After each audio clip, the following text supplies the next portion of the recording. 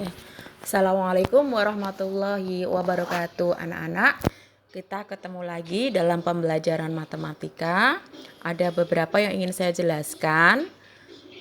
Kita ulang kembali sedikit pada materi koordinat kartesius pertemuan sebelumnya ya. Oke. Kita baca dulu tujuan pembelajarannya. Ini yang kemarin anak-anak saya ngulang sedikit, yaitu menentukan kedudukan suatu titik terhadap sumbu X dan sumbu Y. Kemudian menyelesaikan masalah yang berkaitan dengan kedudukan titik terhadap sumbu X dan sumbu Y. Ini peta konsepnya.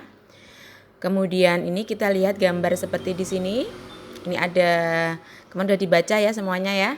Saya langsung aja berarti. Nah, di sini ya, posisi titik kalian harus tahu dulu, ini namanya koordinat kartesius ya, Nak ya. Kemudian di sini ada titik A, B, kemudian titik C, D, E, F, G, H. Nah, ini anak-anak harus bisa baca ya.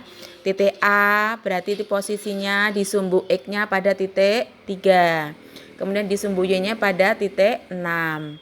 Titik B pada sumbu X-nya adalah 4, sumbu Y-nya 4. Kayak gini ya. Jadi bacanya ini kayak gini. Nah, titik A, saya ambil contoh 1. Titik A berjarak 3 satuan dari sumbu Y, benar ya? 1, 2, 3. Kemudian titik dan berjarak 6 satuan dari sumbu X. 1, 2, 3, 4, 5, 6. Itu ya, membaca seperti ini udah bisa ya kemarin ya. Oke. Jadi nanti ini selanjutnya pada sumbu X dan sumbu Y itu membagi bidang koordinat kartesius menjadi 4 kuadran. Ada kuadran 1, kuadran 2, kuadran 3, dan kuadran 4. Kuadran 1 itu berarti nilai X-nya positif, ini nilai X-nya positif, nilai Y-nya positif juga. Ya. Kemudian di kuadran 2 nilai X-nya negatif dan nilai Y-nya positif. Di kuadran 3 nilai X-nya negatif, nilai Y-nya juga negatif. Di kuadran 4 itu nilai X-nya positif, nilai Y-nya negatif. Jadi membacanya nanti tergantung.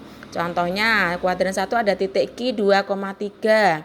Karena nilainya positif semua. Jadi dibacanya 2,3 titik Q-nya.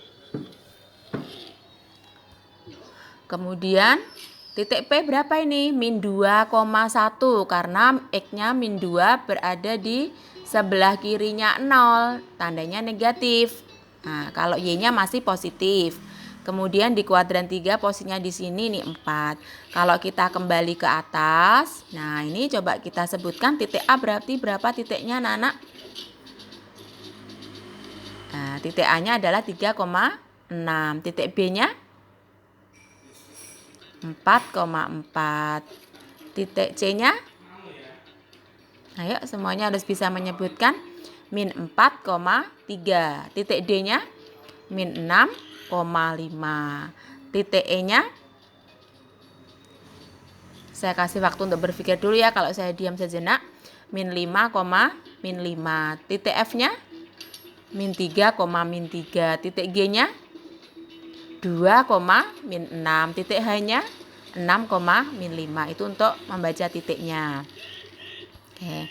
Tadi kuadran juga udah jelas ya. Ya. Oke. Ini untuk mengulang saja saya pertemuan yang kemarin. Sekarang kita lanjutkan untuk pertemuan yang kedua saat ini. Nah, salah lagi sebentar.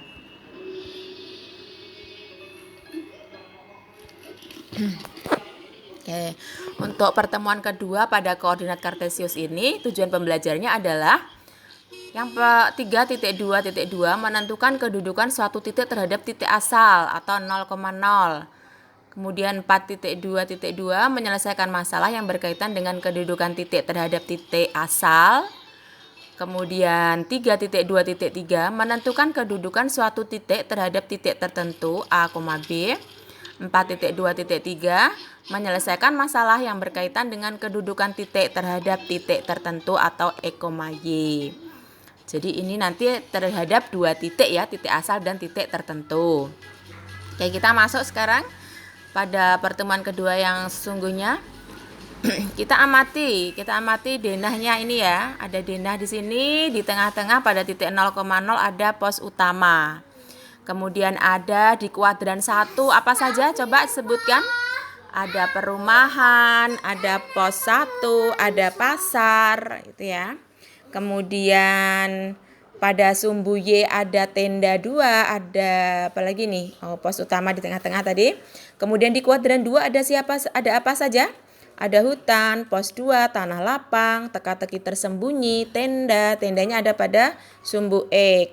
Kemudian di kuadran 3 ada apa saja? Ada pemakaman dan kolam. Di kuadran 4 ada tenda 1, ada pos 3, tenda 1 ada di sumbu X, tenda 4 ada di sumbu Y, yang di kuadran 4 berarti pos 3. Oke. Posisi berdasarkan denah, tentukan posisi beberapa objek terhadap pos utama. Kamu suruh nentukan. Kira-kira kalau seperti pada pertemuan pertama kemarin, pos 1 berada pada titik berapa? Coba tebak pos 1. Pos 1 berada pada titik 2,5. Kalau pos 3, nah pos 3 ada di kuadran 4 ya. Ada pada titik 3, negatif 3. Kemudian pos 2 ada di kuadran 2 pada titik min 4,4. Itu ya untuk membaca titiknya. Pasar berada di kuadran 1 pada titik 4,3. Ini kalau kita bacanya dari titik asalnya pos utama. Kemudian kalau titik asalnya kita rubah nanti kira-kira bagaimana? Nah, kalau titik asalnya dirubah itu nanti kamu berarti berjalannya dari titik asal yang baru. Ya, kita lihat dulu tabel di bawahnya ini ya. Tadi perumahan. Kalau kita perhatikan perumahan ini ada di kuadran berapa? Ada di kuadran 1. Kalau dilihat dari pos utama tadi titiknya adalah 6 satuan ke kanan. Jadi bacanya dari 0,0 yang warnanya biru ini anak-anak. 1, 2, 3, 4, 5, 6. Kemudian ke atasnya 1, 2, 3, 4, 5. Jadinya 6,5. 6 satuan ke kanan dan 5 satuan ke atas. Kemudian perumahan kalau dilihat dari tanah lapang, dari titik lain. Bukan dari pos utama lagi. Dari tanah lapang. Perumahan dari tanah lapang. Nah, kita bacanya dari tanah lapang. Bukan dari pos utama lagi. Kita lihat dari tanah lapang. Berapa langkah ini? 1, 2, 3, 4, 5, 6, 7, 8, 9, 10. Ada 10 langkah ke kanan, kemudian 1, 2 langkah ke atas. Berarti perumahan dari tanah lapang itu adalah 10,2. 10 satuan ke kanan dan 2 satuan ke atas. Kemudian perumahan dari kolam, kita perhatikan itu kolamnya sekarang, kolam. Nah, kolam yang di kuadran 3 ya ini ya. Kuadran 3 kita berjalan ke kanan. Jadi kalau membaca itu harus X-nya dulu, ke kanan, ke kiri atau ke atas, ke bawah. 1, 2, 3, 4, 5, 6, 7, 8, 9. 9 ke kanan. Kemudian 1, 2, 3, 4, 5, 6, 7, 8. Berarti 8 ke atas. Titiknya berarti 9,8. Seperti pada gambar ini ya, 9 satuan ke kanan dan 8 satuan ke atas. Oke, itu saya beri satu contoh ya. Nanti yang bawahnya silakan dipelajari sendiri anak-anak. Jadi kalau membaca sebuah titik dilihat posisinya, yang posisi titik awalnya di mana. Itu bacanya dari situ. Oke. Kemudian ini silahkan diisi ya. Ini nanti wajib diisi ya anak-anak ya. Nah ini perumahan dari titik asal ini. Titik asalnya 0,0 tadi 6,5. Kalau nanti dari tenda, posisinya terhadap tenda coba dihitung. Berapa ini pemakaman dari tenda. Pemakaman. Posisi pemakaman dari tenda. Mana tenda? Tenda berapa ini? Tenda 1. Pemakaman dari tenda 1. Tenda 1. Tenda 1 di mana ya? 3. Oh ini. Pemakaman berarti bacanya dari tenda. Tenda kalau mau ke pemakaman berjalan ke kanan atau ke kiri? Ke kiri. Berapa? 1, 2, 3, 4, 5, 6, 7. Berarti 7 ke kiri karena dia jalannya ke kiri maka negatif 7. Kemudian habis itu ke bawah atau ke atas? Ke bawah. Ke bawah berapa? 1, 2. Berarti karena jalannya ke bawah negatif. Berarti titiknya berapa? Negatif 7, negatif 2. Coba dicek. Ini ya. 7 satuan ke kiri dan 2 satuan ke bawah. Maka negatif 7, 2. Negatif 2. Maaf, nanti ditambahkan ya. Negatif 7, negatif 2. Dikasih kurung di belakangnya nanti waktu nulis.